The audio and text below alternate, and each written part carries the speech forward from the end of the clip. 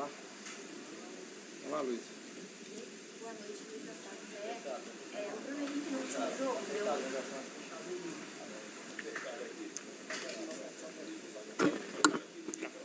Acho que agora. Foi. Aqui, Luiz Assado. No último jogo, o Bruno Henrique foi na zona mista e falou que teve uma conversa com você e pediu para ajudar o Flamengo numa posição que não fosse de 9. Ele até hoje, no intervalo, retificou um pouco, enfim, esclareceu um pouco mais a situação. Mas eu queria entender como é que foi essa conversa de vocês e por que você optou hoje por começar com o Bruno Henrique de mais centralizado, né? Mesmo tendo, por exemplo, o Juninho voltando para o banco, enfim, e entrou ali no final também. Obrigada. Bom, o Bruno, umas semanas atrás, falou para mim que ele se sentia mais confortável jogando em outra posição, mas que estaria à disposição sempre para ajudar no que eu precisasse. Mas, claro, tendo o Pedro disponível, optei por colocar o Bruno na posição que ele pediu, no caso, para que ele se sentia mais confortável. Mas sempre está na frente do interesse pessoal, o interesse da equipe, que a equipe precisa. E hoje eu, na minha cabeça, entendi que a equipe precisava do Bruno Henrique de 9, e assim foi. Ele se colocou à total disposição. Hoje precisamos disso, precisamos do sacrifício dos jogadores para poder ajudar o Flamengo, ajudar a equipe. Infelizmente não conseguimos a vitória e sempre vai cair a culpa nos jogadores de sempre. Vão sempre os que estão fora, eram os que deveriam ter jogado. Isso é sempre assim no futebol, mas eu sempre sigo, como eu falo para vocês, a minha convicção do que eu acho que é melhor para a equipe. Felipe, boa noite. Gabriel Orfan, canal Paparazzo Rubro Negro e Revista Placar. Felipe, ainda falando sobre essa questão do ataque, o seu time cresceu muito de produção no segundo tempo, especialmente após as substituições. Você entrou com o Alaciano, no fim você acabou colocando o Juninho junto, e ambos tiveram uma boa atuação, ao menos no meu ponto de vista. Queria saber o quanto isso impacta na sua decisão de escolher o time para os próximos jogos.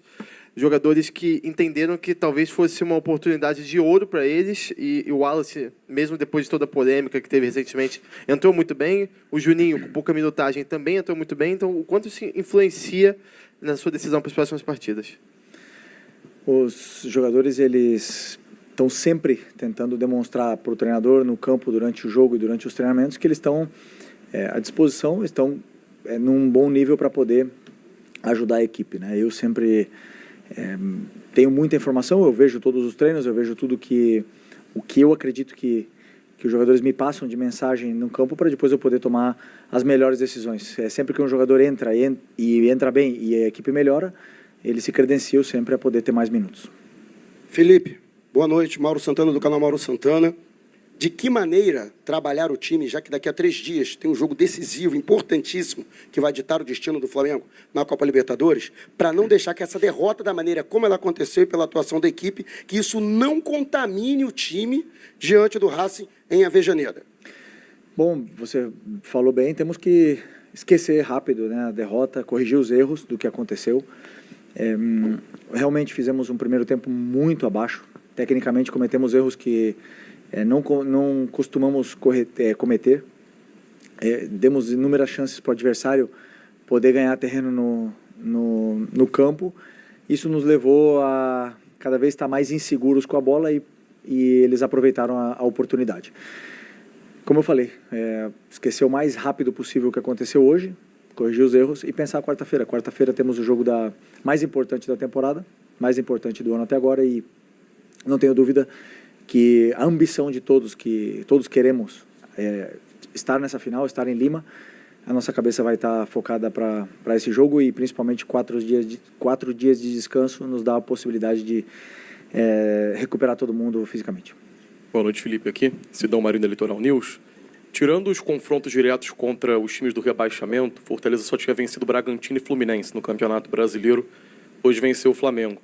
Era um jogo que o Flamengo poderia assumir a liderança. Queria te perguntar o peso dessa derrota, visando o Campeonato Brasileiro, mas principalmente quarta-feira.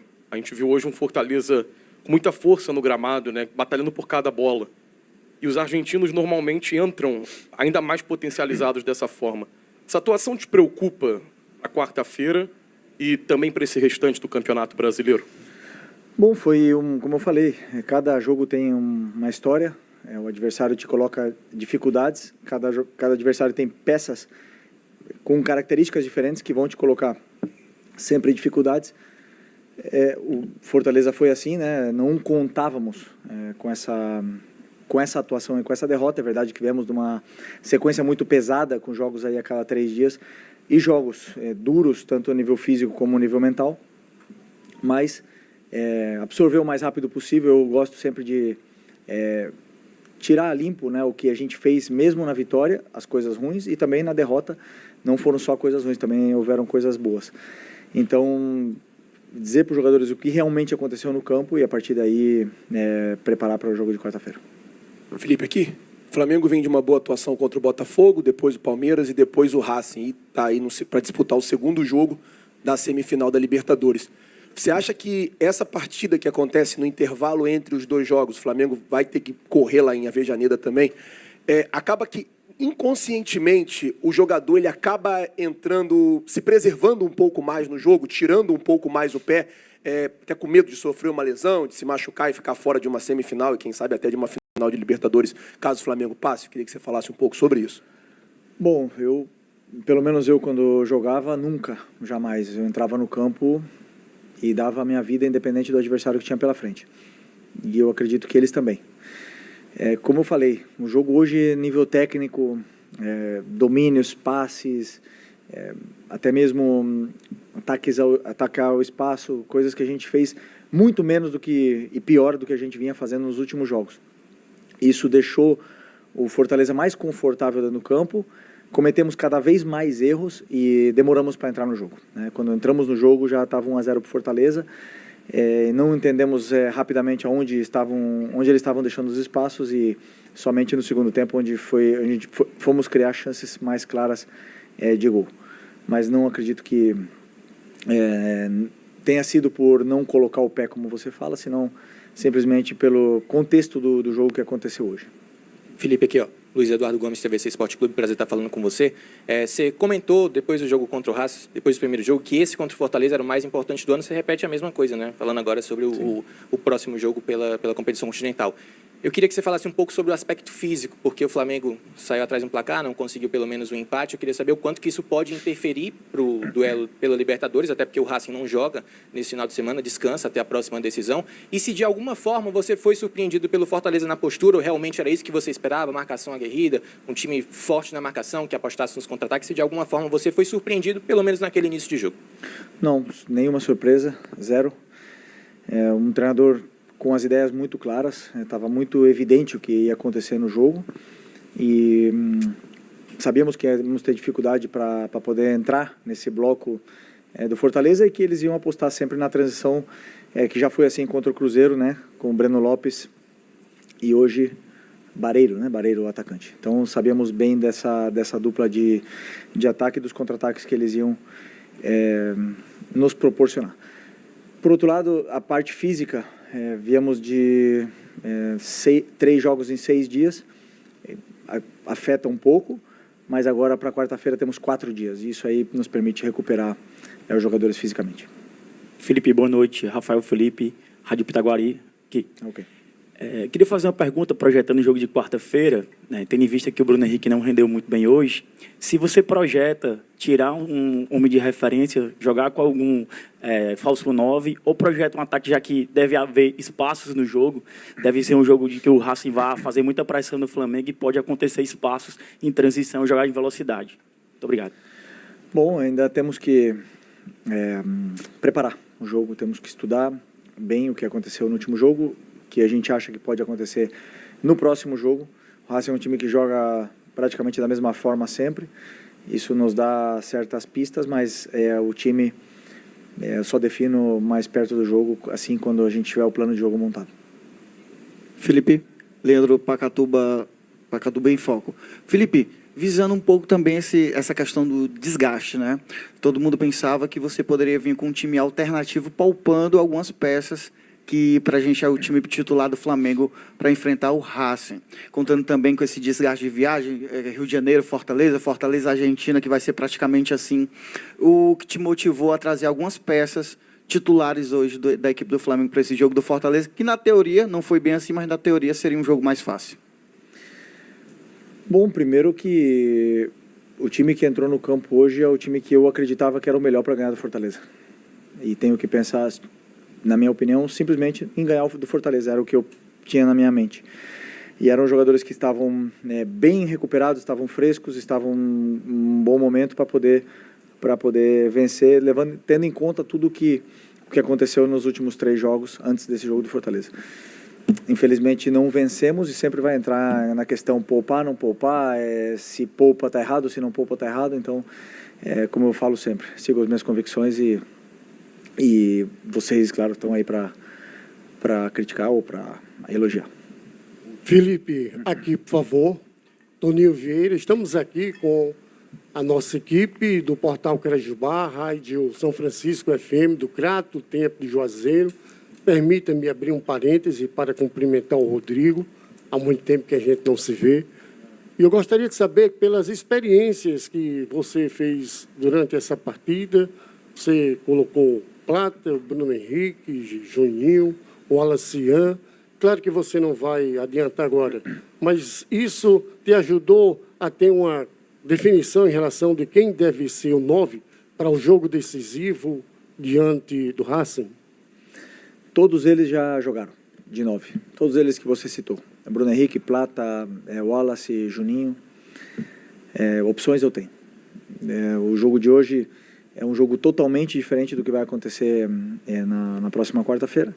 Como eu falei, ainda vou estudar bem como vai ser o próximo jogo e a partir daí montarei o plano de jogo e os jogadores que vão jogar. Okay? Obrigado, boa noite, pessoal. Valeu. Bom, galera, é isso aí. Hoje o Flamengo foi um time irreconhecível dentro de campo. Infelizmente, a gente está vendo cada dia mais o Samuel Lino na decadência, porque eu não entendo como é que Felipe Luiz ainda fica insistindo com Samuel Lino.